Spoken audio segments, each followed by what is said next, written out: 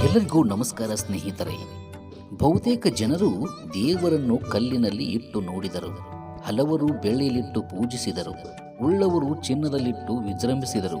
ಆದರೆ ದೇವರು ಒಲಿಯುವುದು ಮನಸ್ಸಿನಲ್ಲಿಟ್ಟು ಪೂಜಿಸಿದಾಗ ಮಾತ್ರ. ಪ್ರೇರಣೆ ಎಂಬುದು ಎಂಜಿನಿನ ಸ್ಟಾರ್ಟರ್ ಮಾತ್ರ.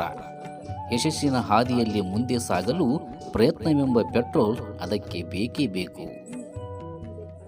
ರಸವಿಲ್ಲದ ಹಣ್ಣು, ಪರಿಮಳವಿಲ್ಲದ ಪುಷ್ಪ, ಪ್ರಾಣವಿಲ್ಲದ ದೇಹ, ಮಹತ್ವವಿಲ್ಲದ ಮಾತು, ನಂಬಿಕೆಯಿಲ್ಲದ ಯಾವುದೇ ಸಂಬಂಧ, ಅವುಗಳು ಇದ್ದರೆಷ್ಟು ಹೋದರೆಷ್ಟು. ಇಡೀ ಪ್ರಪಂಚವೇ ನಿಂತಿರುವುದು ನಂಬಿಕೆಯ ಮೇಲೆ. ಅಹಂಕಾರ ಪಡುವ ಮುನ್ನ, ಮೋಸ ಮಾಡುವ ಮುನ್ನ ಒಂದು ಬಾರಿ ಯೋಚಿಸಿ. ಯಾಕೆಂದರೆ ಪಾಪದ ಕೊಡ ತುಂಬಿದಾಗ ನಿನ್ನನ್ನು ಮಟ್ಟ ಹಾಕಲು ಭಗವಂತ ಯಾವ ರೂಪದಲ್ಲಿ ಬೇಕಾದರೂ ಬಂದೇ ಬರುತ್ತಾನೆ. ಕೆಲವನ್ನು ಮತ್ತು ಕೆಲವರನ್ನು ಕೇವಲವಾಗಿ ಕಾಣಬಾರದು. ಕೆಲವು ಕೆಲಸಗಳು ಕೆಲವರೆನಿಸಿಕೊಂಡ ಕೆಲವರಿಂದ ಮಾತ್ರ ಸಾಧ್ಯವಾಗುತ್ತವೆ. ಜೀವನದಲ್ಲಿ ನೀನು ಗೆದ್ದರೆ ನೀನು ಯಾರು ಎಂದು ಎಲ್ಲರಿಗೂ ಗೊತ್ತಾಗುತ್ತದೆ. ಅಕಸ್ಮಾತ್ ಜೀವನದಲ್ಲಿ ನೀನು ಸೋತರೆ ನಿನ್ನವರು ಯಾರು ಎಂದು ನಿನಗೆ ಗೊತ್ತಾಗುತ್ತದೆ. ಹಣವೇನು, ಗುಣವೇನು, ಈ ಜೀವನದಲ್ಲಿ ಸಂಪಾದಿಸುವುದು ಅಷ್ಟು ಸುಲಭ ಅಲ್ಲ ಕಣ್ರಿ. ವ್ಯಾಲಿಡಿಟಿ ಗೊತ್ತಿಲ್ಲದ ಬದುಕಿದು. ನಾಳೆಯಲ್ಲ ಹಿಂದೆ ಬದುಕು. ಪ್ರೀತಿಯ ಪಾತ್ರರೊಂದಿಗೆ ಬೆರೆತು ಬದುಕು. ಬಿಟ್ಟು ಹೋದವರನ್ನು ಮರೆತು ಬದುಕು. ಪ್ರತಿದಿನಗಳು ಉಡುಗೊರೆಯೆಂದು ತಿಳಿದು ನೀ ಬದುಕು. ಬುದ್ಧಿವಂತನಾದವನು ಕಷ್ಟ ಅಥವಾ ಆಘಾತಗಳನ್ನು ಮುನ್ನವೇ ಊಹಿಸಿ ಅದು ಬರುವ ಮುನ್ನವೇ ತಡೆಯಲು ಯತ್ನಿಸಬೇಕು. ಆಗ ಮಾತ್ರ ಸುಖವಾದ ಮತ್ತು ಸಂತೃಪ್ತಿಯಾದ ಬದುಕು ನಡೆಸಬಹುದು. ಬದುಕಿನಲ್ಲಿ ಹೂವಿನಿಂದ ಕಲಿಯುವ ಸೂತ್ರ ಎಂದರೆ ಬೇರೆಯವರ ಜೊತೆ ಸ್ಪರ್ಧೆಗೆ ಇಳಿಯದೆ ನಿನ್ನ ಕೆಲಸ ನೀನು ಮಾಡು ಎಂಬುದು. ಎಲ್ಲಿವರೆಗೆ ನಮ್ಮ ಆಸೆಗಳು ಮುಗಿಯುವುದಿಲ್ಲವೋ ಅಲ್ಲಿಯವರೆಗೆ ನೆಮ್ಮದಿಯಾಗಿರಲು ಸಾಧ್ಯವಿಲ್ಲ. ಮನುಷ್ಯನ ಆಸೆಗಳಿಗೆ ಕೊನೆಯೇ ಇಲ್ಲ.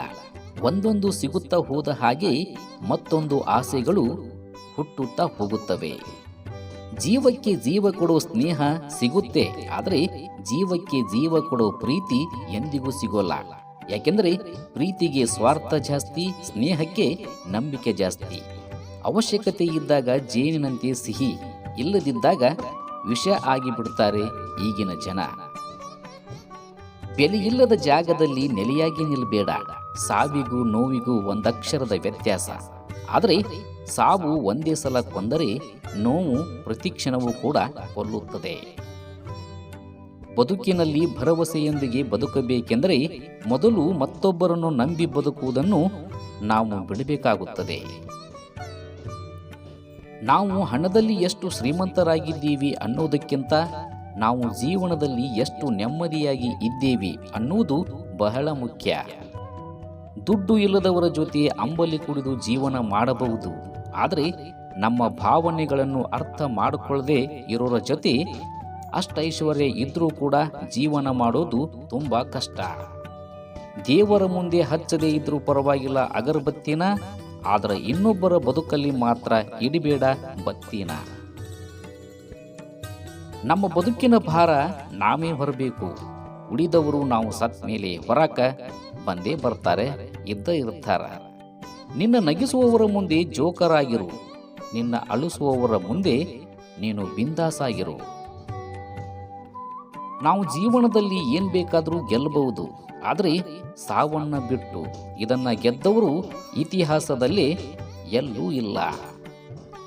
ಹಣ ಇದ್ದಾಗ 1000 ಜನ, ಹೆಣ ಬಿದ್ದಾಗ 4 ಜನ. ಇಷ್ಟೇ ಈ ಜೀವನ ಎಂಬ ವಿಷಯಗಳನ್ನು ಹೇಳುತ್ತಾ ಮತ್ತಷ್ಟು ವಿಷಯಗಳೊಂದಿಗೆ ಮುಂದಿನ ವಿಡಿಯೋದಲ್ಲಿ ಭೇಟಿಯಾಗೋಣ. ಕೂಡಲೇ ನಮ್ಮ ಚಾನಲ್ಗೆ ಸಬ್ಸ್ಕ್ರೈಬ್ ಮಾಡಿಕೊಳ್ಳಿ ಅಂತ ತಮ್ಮಲ್ಲಿ ವಿನಂತಿ ಮಾಡಿಕೊಳ್ಳುತ್ತಾ ಎಲ್ಲರಿಗೂ ನಮಸ್ಕಾರ. ಶುಭವಾಗಲಿ, ಎಲ್ಲರಿಗೂ ಒಳ್ಳೆಯದಾಗಲಿ.